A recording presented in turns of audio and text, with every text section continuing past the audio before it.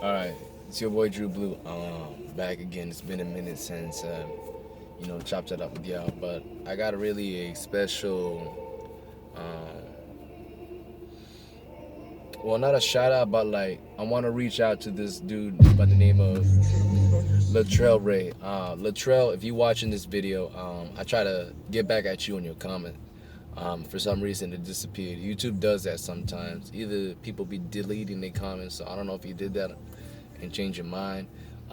But I just want to send this message specifically for you, my brother. Latrell Ray, if you want to openly tell me about this, look, I'm gonna give you my IG account. It's gonna be below AD424650. You can hit me up through there if you want to message me privately and want to keep this kind of like on the low. If you really don't want to put it out there, I get it. But at the same time, though, if you feel open about it, let me know, bro, because there is a lot of NIKKO LAFRE fans out here. And if you got some real deep in story, because there's a lot of us, we really don't know what the hell happened to him, man. We really don't. I certainly don't know what the hell happened, and I would love to hear what you have to say personally, bro. Especially from what I could read in the comments. You've already met, I could tell you already know this cat pretty well. I mean, you know that NIKKO LAFRE traveled with his producer, and by producer, I know you're talking about K Beats. That's his major in-house producer. What K Beats for NIKKO LAFRE is what Play Picasso is for Tory Lanez, and what Knucklehead used to been for August Alsina. But you get it. We all know how the strong connection between an in-house main go-to producer and a artist works. You know what I mean? So, but yeah, that's it. That's really this video is all about. Latrell Ray. I will put my IG account down below, bro, in the description box. So please check that out. I definitely want to hear what you gotta say, and we can chop it up. If you feel just comfortable with only telling me what you really want to tell me and moving on, that's cool.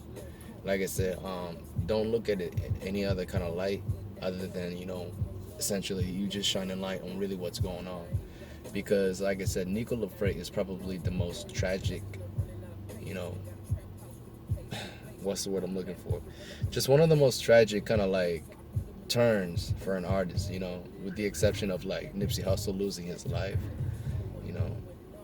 That's something that you really can't stop and predict. But with NIKKO LAFRE, it was just a terrible turn, in form of like how his art was going, how he was changing the style. Like, it was just bad. And it's funny because I want to consider like the last 2 years pretty much the age or the era of switch ups for a lot of these cats that really was true to themselves and then suddenly switched up.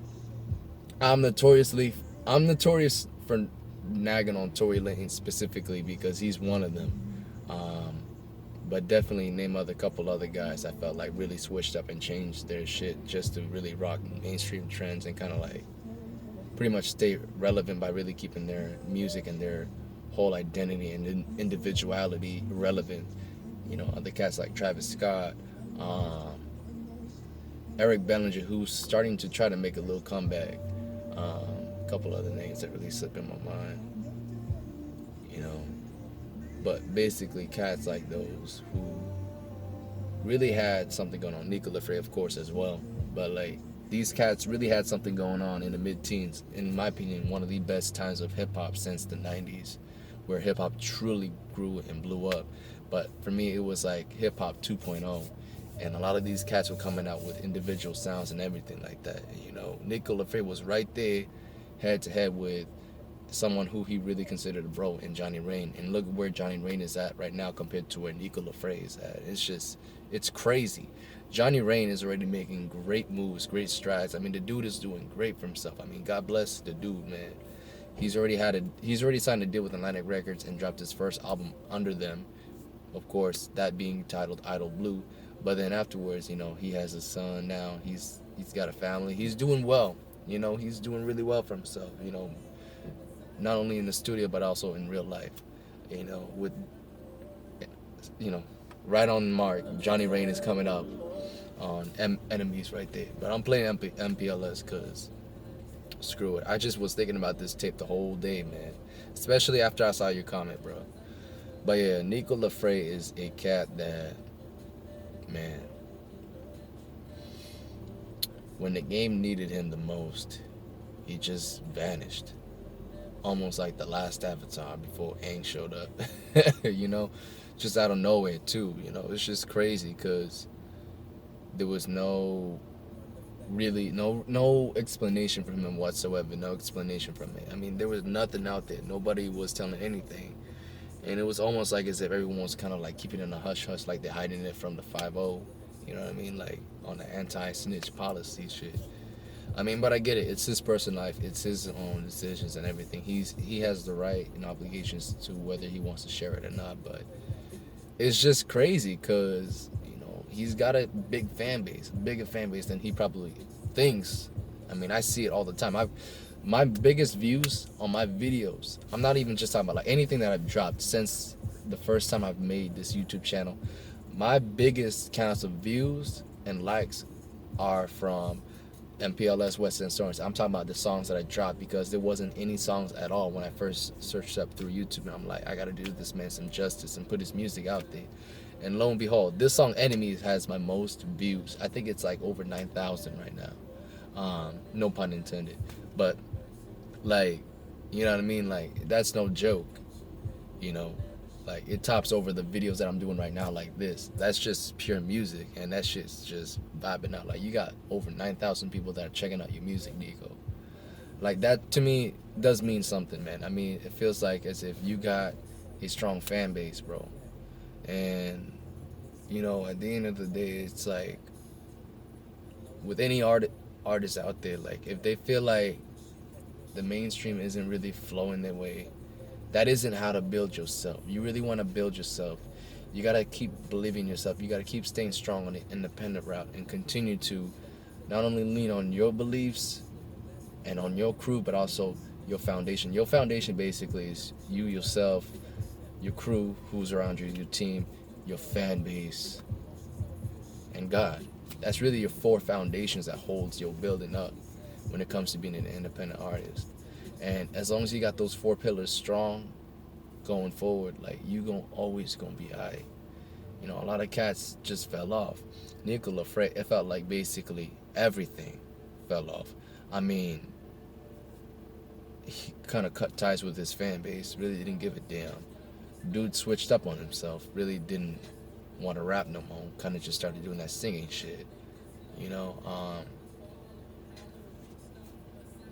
I mean, as far as his relationship with God, that's between him and God. But as far as I'm concerned, I haven't seen him made a track with K Beats in a long minute, and that's scary. That's really scary because K Beats really complements what NIKKO LAFRE's environment is supposed to sound like. Like, he does a great job at that. And when you take that out the picture, it just look. I know he got Jabari on the side too. Jabari is H-Town homeboy. Anytime can hook him up with some fire beats. Don't get me wrong, but K Beats really helped this dude turn another chapter going forward. I mean, MPLS all the way to Troubled Soul. I mean, you got to be kidding me. This dude was really gonna hit some marks. I mean, I was expecting his next project to really finally put him over, really get that major record label signature at his own terms, like how Nipsey got it.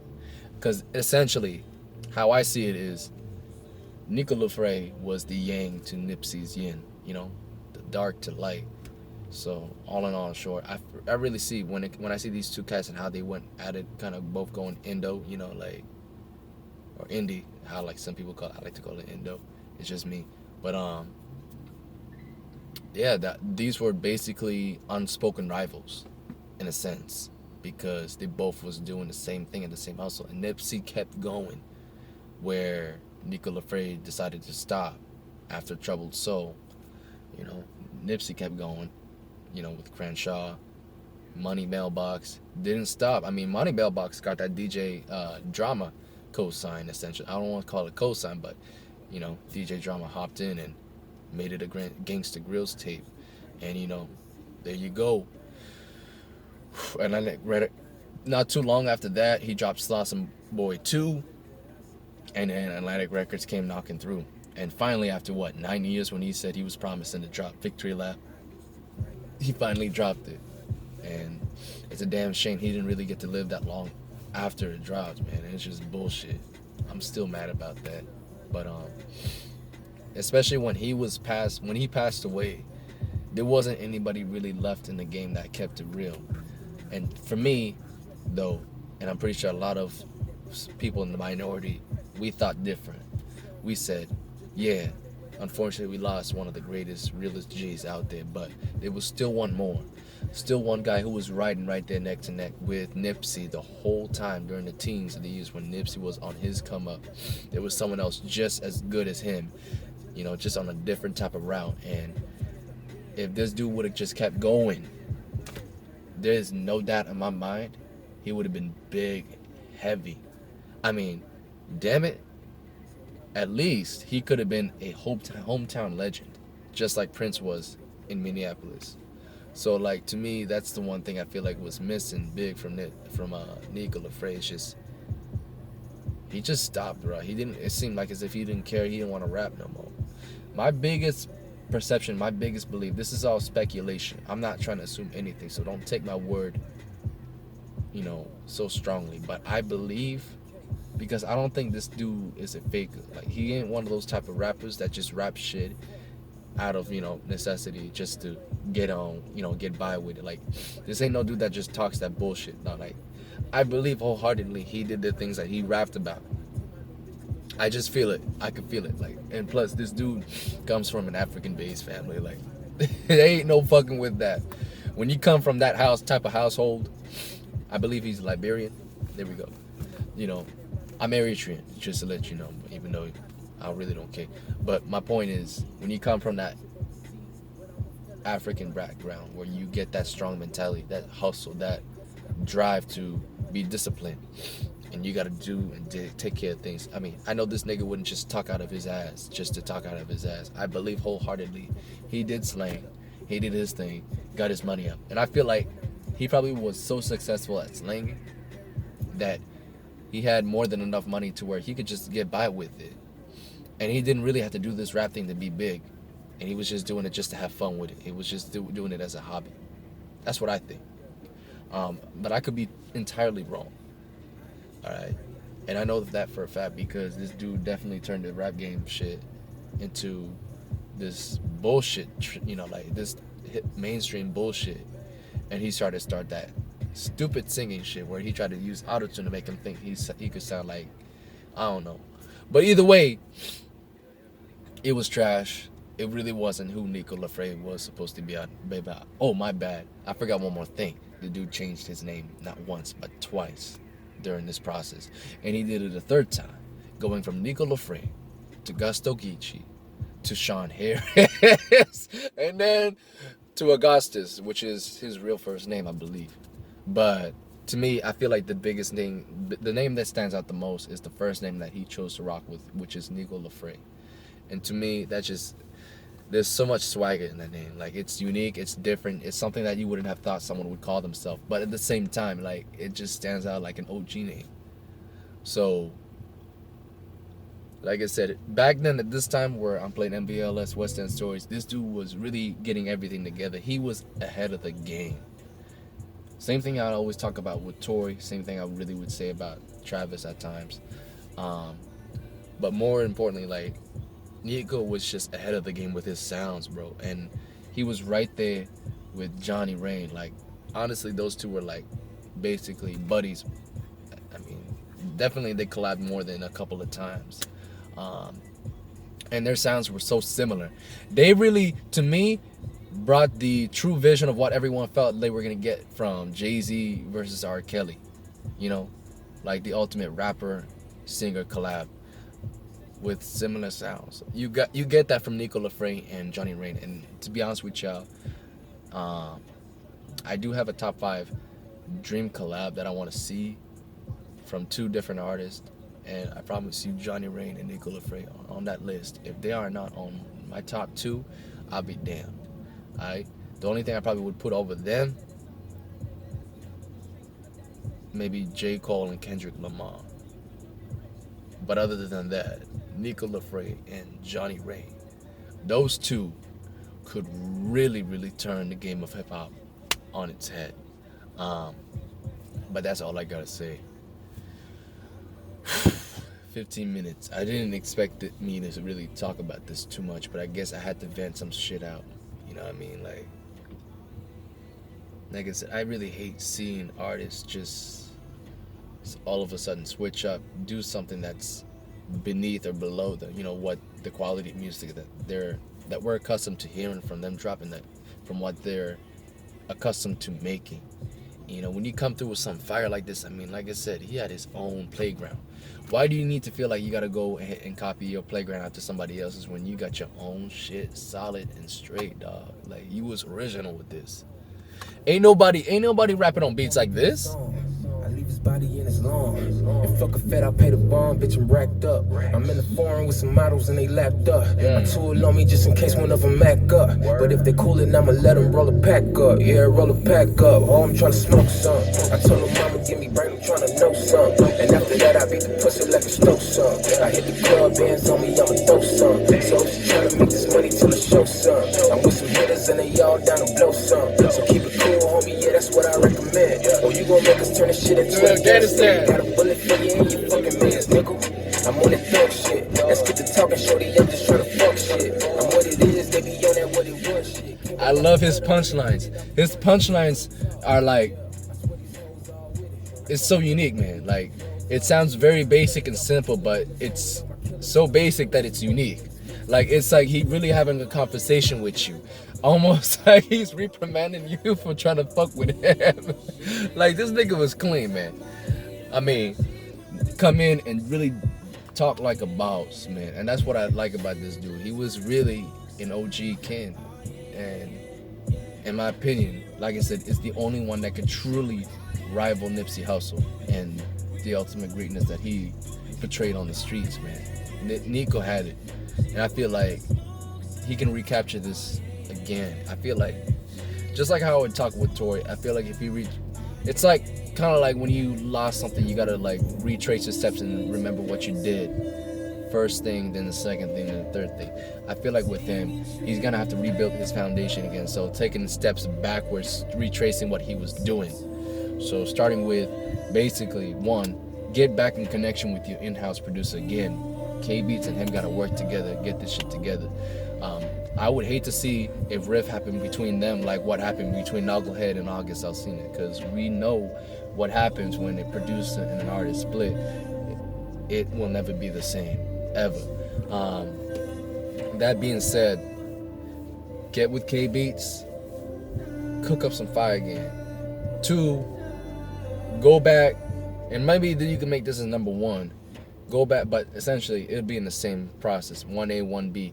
Go back, retrace, visit your steps. Remember your old music. Go ahead and binge on that shit. Play all your old tapes. MPLS, The Other Side. Fuck, I forgot the other name. Obviously Troubled Soul, but it was the second one. I forgot what it was called. Was it NIKKO LAFRE versus the World or something? No, Survival Faced the World. That's what it was. All those previous tapes, just get that mentality soaked up in your brain again, remembering how you tackled this, how you tackled that. Like, just getting yourself back in the game, because you're going to be rusty. And then afterwards, there you go. Start putting it together with your homeboy, K Beats, right there in the booty, studio, cooking up some fire beats and shit. Obviously, after that, get a couple calls. Hit up Johnny Rain. Hit up Drew Love. See if they can help you out on Hook. See if Devon Tracy want to come through with another feature. Shoot, maybe get a couple new cats he could hop in with you. Now, definitely, I would love to see him collab with Tory Lanez. That would be a dope collab. I would also like to see if potentially he could get a Nipsey Hussle verse. I mean, one of those recorded verses on with him as well. And then, shit. Who else is a really good spitter right now nowadays? But anyways, More importantly, it's just him finding his foundation back again, build it all back up. And then last but not least, reconnect with your old fans, get together. I mean, look, you gotta do what you gotta do. Maybe you ain't really comfortable with that social media shit. Maybe you could find someone that could do that for you, really kind of connect that, and then you tell them what you want to say, and then that person basically translates it and puts it on the Twitter for you, does it on Instagram, does it on SoundCloud, whatever you want to do. Like, you don't have to be too focused. You could keep the social media platform to like 2. If you want, you could just do IG, you could just do Twitter, or actually make it like IG and fucking YouTube, because they kind of go hand in hand nowadays. And really, that's all you got to do. I mean, just get your old fans. You got to really connect with your fans, because like I said, they're going to be your drive force. They're going to be what keeps you going. I mean, obviously, like I said, you get key beats. First, you discover yourself. Remember who you are as an artist. Then, of course, get your team back. Get your main in-house producer, K Beats, and whoever was rocking with you. Get whatever you got in your OG crew. Then after that, like I said, reconnect with your old fans. Like I said, through social media platforms, hit them up, let them know, hey, you back, you know, and shit. Do what you gotta do. Just keep them in touch. One by one, the word of mouth will get by, bro. That's the biggest thing people keep missing out on. It's not always advertisement. It's word of mouth. That's the best way to really get people to fuck with your shit, and it'll go. Like I said, you got over 9,000 views on one of your songs on my video, bro. You have the fan base. They'll come together, chop it up. They'll got some homies that come through and come see you. And then the next thing you know what you could do? Do a concert. Fucking be like, hey, after like you really got connected, like hit them up on IG, see if they really come on you live, and then all that, like see how they grow. Drop a tape or 2, kind of show them that you really are back to doing yourself again. And then after that, that's it. Announce that you're gonna do a concert. And then, do some crazy deal. Drop some merch. Obviously, merch is what gonna help you too. Fan base will go crazy for that. But also, like, do some crazy shit when they come to the concert. Throw some t-shirts, whatever. Whatever you want to do, bro. Like, it's up to you. But, like, get that shit going. First, get your fan base really running for you again. That's really going to be the main force. That's like the engine to a car, bro. You need your fan base. You really do. And I'm telling you, like, shit. It's gonna make it all the worth it more to really make the music that you be making in the first place, bro. That's all I can tell you. I know for a fact I'm still on square zero. I'm still getting my shit together. But I know for a fact when I listen to this dude's music, it's not only is it inspirational, but this shit really gets me to calm my hot head down a little more and think a little more deeply. Like, this dude is really intelligent, and you could hear it when the way he raps. Like, he doesn't always hit you with the most lyrical, like punchlines, but like he hits you deep, psychologically. Like, he hits you with the way he thinks and how he acts and how he goes about things. Like, this dude really is the people's champ without him even knowing, because he talks like a king. Like, he really does. So I feel like the world definitely needs to hear this again, man, because they definitely missed out the first time. So I'm like, give them a second chance, dog. It won't hurt you. If anything, it will make you grow. But that's it. That's all I gotta say. I'm about to hit the 24-minute mark. This is your boy True Blue signing out. Final time I'm gonna say it. Just want to get it out the way. Latrell Ray, come through, hit me up. My IG will be in the description box, so you can hit me up through there, or I might even put my email too, whatever. But go ahead and let me know what you want to do. If you feel like what you got is big enough to where maybe you feel like you're comfortable enough to put it on like a YouTube interview, so that way all the fans can really see it, because I feel like they deserve it too. You know what I mean? I feel like they really deserve to hear what really happened, man. But at the same time, though, like, if you feel like it's nothing that big or whatever, just let me know. It's all good. We'll just chop it up. You can just message me, and I'll just let the fans know. You know what I mean? Obviously, it is what it is. If you need me to delete the video, I'll delete this video, so that way your name really doesn't get put out there, and I'll just kind of like keep you in incognito, if that's how you prefer to roll. I'm down with whatever. So just keep that in mind. Like I said, this is just to get your attention. After that, that's it. Because I've done talked about NIKKO many times. I don't even really need another video like this to really talk about it again. So, let Ray hit me up. Like I said, if you want me to delete this video, that way your name really don't be put out there. If you don't want to be discovered, like I said, I got you. It's gone. It's never going to be brought up again. So, that's all I got to say. And besides, we ain't doing this in a negative light. Like I said, we doing this to really clarify things. We ain't really trying to go at NIKKO LAFRE or nothing like that. We just want to know what's going on. We just want to know if the brother's really cool and everything's cool. Like, what happened? Because like I said, at the end of the day, we all a fan of his music. That's what it is. That's all it is. It's for the love of music, the love of really just hearing this dude come in doing this thing, spit, kill it. Because like I said, nobody was cold like this dude. Only person really rival NIKKO was Nipsey. That's it. Ain't nobody was doing the street more justice like this cat was. I mean, I definitely would like to put Tory up there, but that nigga been on some fuck shit. But that's another long ass story for another long ass video and another day. Alright, it's your boy Drew Blue signing out. Y'all stay safe, stay blessed out there. I know COVID's crazy. You know, you gotta keep your mask on. Just hang in there. This shit, honestly, I could see this shit end by 2021. Because at the end of the day, I feel like the numbers are rising with how many people are contacting it. It's just getting to the point where it's so ridiculous that everyone's gonna be bound to having it, and it's gonna be pointless to even fucking do this shut down anymore, because what's the point? Everyone got it. We're all gonna develop some sort of immunity, and eventually, if the governor is smart here in California, you open up the damn gym. Let people work out, give them the option to really take a calculated risk, because while you may be out there and trying to expose yourself, working out strengthens your immune system. And if you ingest the daily nutrition that you need to balance your immune system, aka vitamin C, get your orange juice in, y'all, it really helps out. Especially my weed smokers, it's good for y'all. But anyways, get your vitamin C in your system, work out, get your immune system to really develop strength. You're gonna fight this COVID like it's nothing. Guarantee you that. Alright? But stay safe. Alright? Deuces.